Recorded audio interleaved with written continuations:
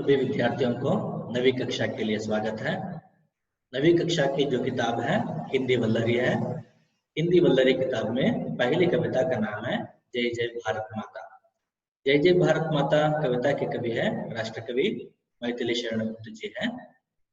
पहले मैथिली शरण गुप्त जी का परिचय भी प्राप्त करेंगे और उससे पहले कविता का आशय देख लेंगे। मतलब जय जय भारत माता कविता को क्यों रखा गया है नवी कक्षा के लिए। कवि इस कविता में भारत माता का गुणगान कर रहे हैं। जय जय भारत माता कविता से ही पता चल जाता है भारत माता का गुणगान इस कविता में है। कवि प्रार्थना कर रहे हैं कि इस देश के पावन आंगन में, पावन का मतलब है पवित्र, पवित्र आंगन में, पवित्र प्रदेश में अंधेरा हटे और न्याय मिले। यहाँ पर जो इस आंगन में अंधेरा जो है वो हट जाए, अंधकार दूर हो जाए और सब लोगों को न्याय मिले। सब लोग मिलजुल कर भारत माता की यश की गाथा गाए। सभी लोगों को द्वेष भाव नहीं रखना चाहिए, सब लोग मिलजुल कर रहना चाहिए और साथ ही भारत माता के यश की गाथा गाना चाहिए। उनकी प्रशंसा के जो गीत है उसको गाना चाहिए। ये कविता का आशय है। मतलब भारत में रहने वाले सभी लोग मिलजुल कर रहना चाहिए और भारत माता को साथ देना है। और भारत माता जो है वो यहाँ के अंधेरा जो है उसको हटाने के लिए कोशिश कर रही है, सब लोगों को न्याय दिलाने के लिए भी कोशिश कर रही है। इसीलिए कवि मैथिली शरण गुप्त भारत माता के यश के गीत गा रहे हैं। ठीक है, मैथिली शरण गुप्त जी का परिचय भी जान लेंगे। मैंने पहले कहा था राष्ट्र कवि मैथिली शरण गुप्त। मैथिली शरण गुप्त जी को राष्ट्र कवि की उपाधि मिली है। उनका जन्म 1886 को उनका जन्म हुआ था। उत्तर प्रदेश के झांसी जिले और चिरगांव नामक एक गांव में, चिरगांव में हुआ था। झांसी के चिरगांव नामक एक जिले में या गांव में 1886 में उनका जन्म हुआ था। इनके पिता श्री सेठ रामचरण ब्रजभाषा के कवि थे। रामचरण जी जो है ब्रजभाषा के कवि थे। आचार्य महावीर प्रसाद द्विवेदी आपके साहित्यिक गुरु थे। महावीर प्रसाद द्विवेदी का नाम जो है हिंदी साहित्य में बहुत ही आदर के साथ लिया जाता है, बहुत ही बड़े विद्वान है। वैसे आचार्य महावीर प्रसाद द्विवेदी जी जो है उनके साहित्यिक गुरु है। आपके प्रबंध काव्य तथा खंड काव्य की रचना की है आपने। प्रबंध काव्य तथा खंड काव्य, प्रबंध काव्य का मतलब है महाकाव्य और खंड काव्य का मतलब है आप लोग जानते ही हैं एक भाग। महाकाव्य में एक भाग उसे खंड काव्य कहते हैं। महाकाव्य जो है साकेत महाकाव्य है। खंड काव्य में जयद्रथवध है और यशोधरा है, द्वापरा है, इस प्रकार बहुत सारी आगे देख लेंगे, उसके बारे में चर्चा करेंगे हम लोग। सन 1961 में आपको साहित्यिक सेवा के लिए पद्म भूषण, भारत में दिया जाने वाला सबसे सर्वश्रेष्ठ पुरस्कारों में से एक है, पद्म भूषण की उपाधि मिली थी। साकेत उनका महाकाव्य है। साकेत महाकाव्य पर आपको गंगा प्रसाद पारितोषिक मिला था। साकेत का मतलब क्या पता है आपको? साकेत का मतलब है रामायण, अयोध्या। अयोध्या का नाम आते ही हम लोग रामायण के बारे में जान लेंगे। साकेत का मतलब है अयोध्या, अयोध्या का मतलब है रामायण। साकेत में रामायण के बारे में कहानी है, कविता है, उनका वर्णन है। महाकवि पर आपको गंगा प्रसाद पारितोषिक उपाधि जो है, पुरस्कार जो है वो भी मिला था। आप राज्यसभा के मनोनीत सदस्य रहे। राज्यसभा के मनोनीत सदस्य एमपी भी बने थे। उनके जो कुछ खंड काव्यों का नाम यहाँ पर दिया गया है, पंचवटी, जयद्रथवध, रंग में बंद, भारत भारती आदि आपकी महत्वपूर्ण कृतियां हैं। पंचवटी नाम से आपको पता चलेगा ये सीता के बारे में है। जयद्रथवध महाभारत के बारे में है। जयद्रथ कौन है? किसी को मालूम है जयद्रथ कौन है? नहीं मालूम। आप लोगों को अभिमन्यु पता होगा। अभिमन्यु की हत्या जो हुई थी उसके बारे में पता होगा। कौरव पता होगा। कितने कौरव थे? 101 कौरव थे ना। उनमें एक स्त्री थी, एक लड़की थी, बाकी 100 पुत्र थे, एक पुत्री। उस पुत्री का नाम था उत्तरा।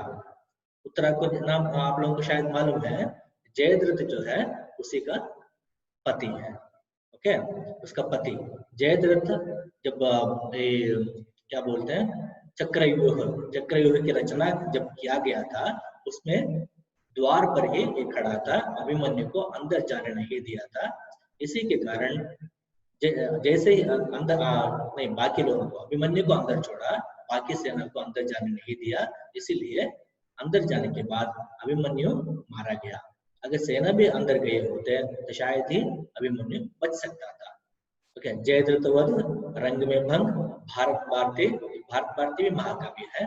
तो ये तीनों जो है, पंचवटी, जयद्रथवध, रंग में भंग, ये तीनों खंड काव्य है, भारत भारती महाकाव्य है या प्रबंध काव्य। ये सभी महत्वपूर्ण कृतियां हैं।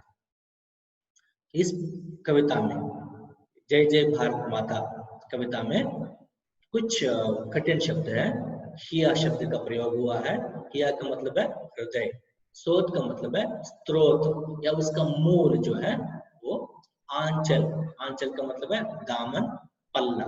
आंचल का मतलब एक और है, वो है बॉर्डर, सीमा। धानी, धानी का मतलब है हल्का हरा रंग। मनोनीत, मनोनीत का मतलब है चुनना या नामांकित करना।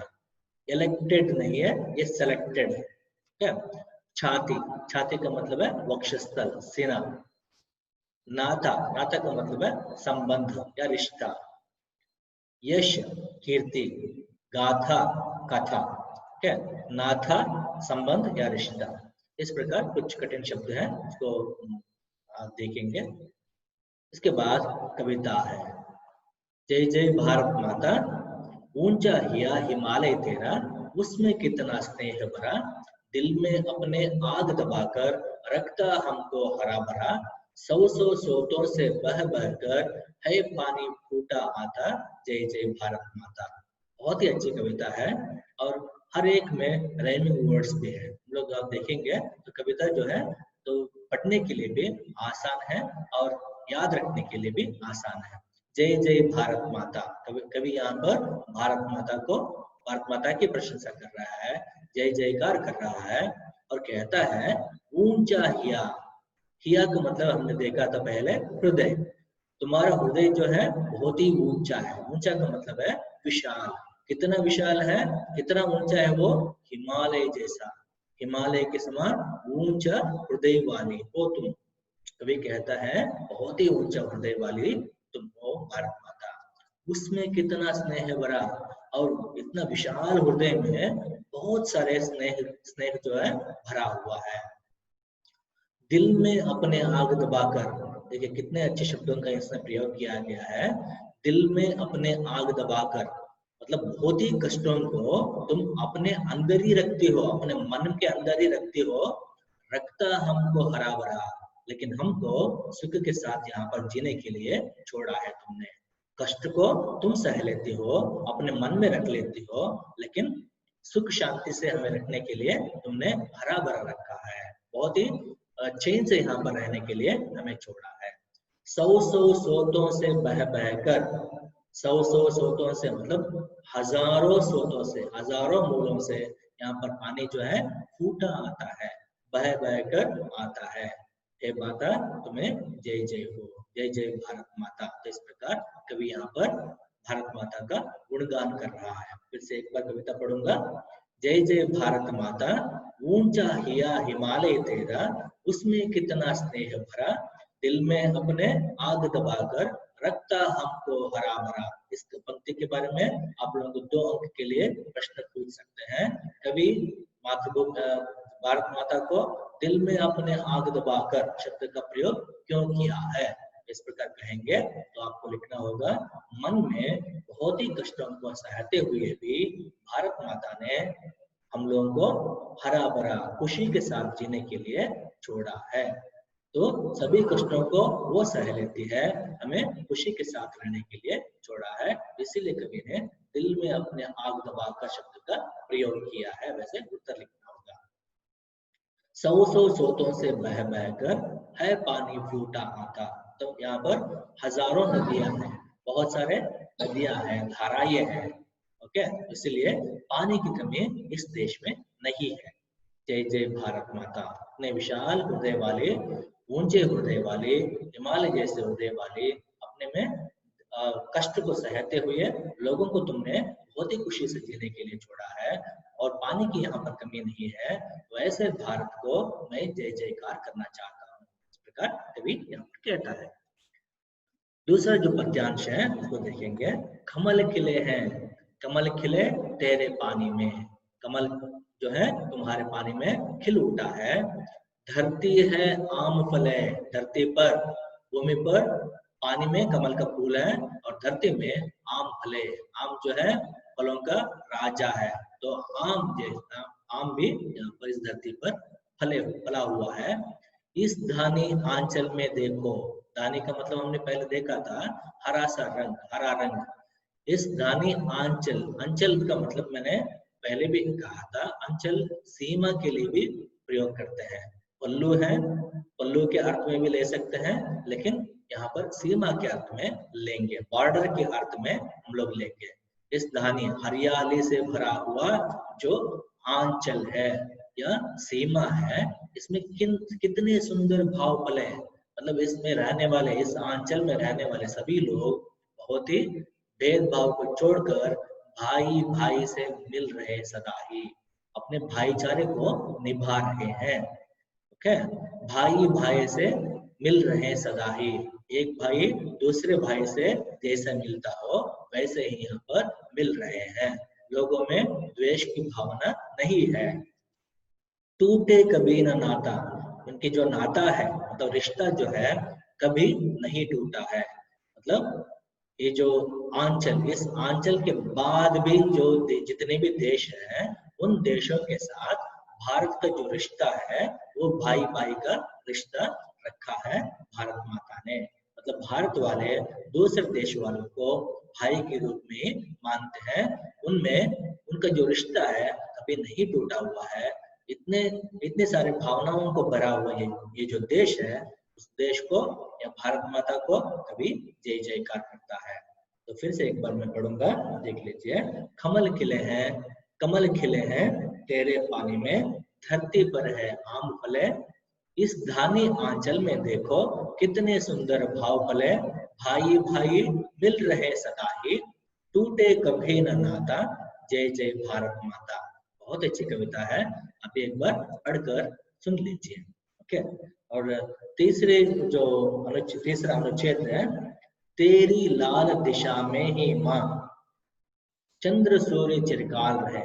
मतलब लाल दिशा जहां से चंद्र सूर्य उगता हो या सूर्य डूबता हो, उगना और डूबना दोनों, जो लाल दिशा में सूर्य और चंद्र जो है वो चिरकाल रहे, चिरंतन रहे, वो अमर रहे। तो इस प्रकार कवि आशय व्यक्त करता है।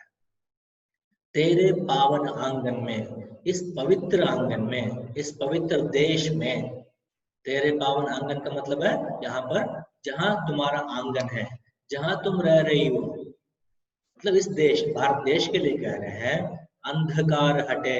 इस देश में अंधकार नहीं रहना चाहिए, अंधकार दूर होना है, अंधकार को मिटाना है। हटने का मतलब है मिटाना।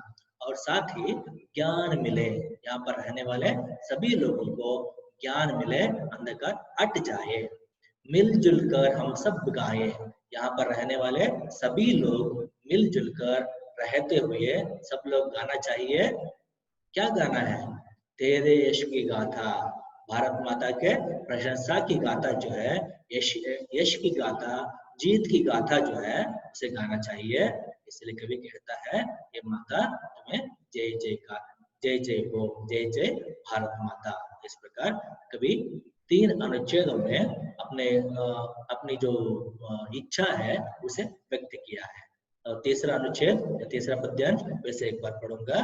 तेरी लाल दिशा में ही माँ सूर्य चंद्र चिरकाल रहे, तेरे पावन आंगन में अंधकार हटे और ज्ञान मिले। मिलजुल कर हम सब गाये तेरे यश की गाथा, जय जय भारत माता। बहुत अच्छी कविता है। और ये अंतिम 8 पंक्तियां जो है, अंतिम 8 है क्या या प्रथम 8 पंक्तियां, अंत में मैं बताऊंगा आपको। ये कंठस्थ के लिए दिया गया है प्रथम 8 पंक्तियां, प्रथम 8 पंक्तियों को दिया गया है, उसे आप लोग बाय हार्ट कीजिए, कंठस्थ के लिए है। इस कविता के बाद इस पार्ट में रहने वाले जो 1 अंक वाले जो प्रश्न है उसको भी जान लेंगे। जय जय भारत माता कविता के कवि कौन है? तो प्रश्न आप लोगों को 1 अंक के लिए पूछ सकते हैं। कविता के कवि, जय जय भारत माता कविता के कवि हैं श्री मैथिली शरण गुप्त अथवा राष्ट्र कवि मैथिली शरण गुप्त है। तो इस प्रकार उत्तर लिखना होगा। गुप्त जी को कौन सी उपाधि मिली है? हम लोगों ने देखा था भारत के सर्वश्रेष्ठ पुरस्कारों में से एक है पद्म भूषण। पद्म भूषण उपाधि 1961 में उनको उनके जो साहित्यिक सेवा है उसको सम्मानार्थ मतलब उसके गौरवार्थ उनको पद्म भूषण उपाधि मिली है। तीसरा प्रश्न है, कवि किस देवी की वंदना कर रहे हैं? किस देवी की? भारत माता की। उत्तर है कवि भारत माता की वंदना कर रहे हैं। और चौथा है, हिमालय रूपी हृदय में क्या भरा हुआ है? हिमालय रूपी हृदय में स्नेह भरा है। उत्तर में आप लोगों को लिखना होगा कि स्नेह भरा है। पानी कैसे फूटा आता है? अगला प्रश्न है, पानी कैसे फूटा आता है? उत्तर में आप लोगों को लिखना होगा पानी सौ स्रोतों से या सौ स्रोतों से बह कर आता है। अनेक धाराएं हैं, अनेक धाराओं से वो आकर मिलजुल कर बाद में नदी के रूप में बहती है। पानी में क्या खिले हैं? तो उत्तर में लिखना होगा पानी में कमल खिले हैं, कमल के फूल खिले हैं। सुंदर भाव कहाँ पले हैं? भारत माता की धानी आंचल में सुंदर भाव पले हैं। और इसके अलावा 2-3 अंकों वाले प्रश्न जो है उसको भी जान लेंगे। हिमालय के बारे में कवि की भावना क्या है? उत्तर में लिखना होगा, ये 3 अंकों वाले प्रश्न है। हिमालय के बारे में कवि की भावना है कि हिमालय सुंदर और विशाल है, विशाल हृदय वाले, बहुत ही सुंदर। हिमालय के हृदय में स्नेह भरा है, हिमालय का हृदय विशाल है, जहाँ सबको सुख मिलता है। इस प्रकार उत्तर लिखेंगे तो 2 या 3 अंक जो है आपको आसानी से मिल सकता है। दिल में आग दबाकर का मतलब क्या है? इसके बारे में मैंने पढ़ाते समय कहा था। दिल में आग दबाकर का मतलब है अपने दिल में ही कितने ही दुख भरे होते हैं, मतलब बहुत सारे दुखों को दबाते हुए, किसी को ना दिखाते हुए। दुख तो भरा है, उसको उसने नहीं दिखाया है, इसीलिए कवि कहते हैं कि अपने दिल में दुख की आग यानी दुख के समान है, दुख को रखते हुए मन में ही रखकर हमें सुख शांति यानी भारत में सब तरह हरा भरा रखती है। दिल में दुख को रखते हुए हमें सुख शांति से या चैन से यहाँ पर रहने के लिए छोड़ा है, इसीलिए कभी दिल में आग दबाकर शब्द का प्रयोग किया है। अगला प्रश्न है, कभी ऊंचा हिया क्यों कहते हैं? ऊंचा हिया का मतलब है हृदय वैशाल्य, हृदय विशाल हो।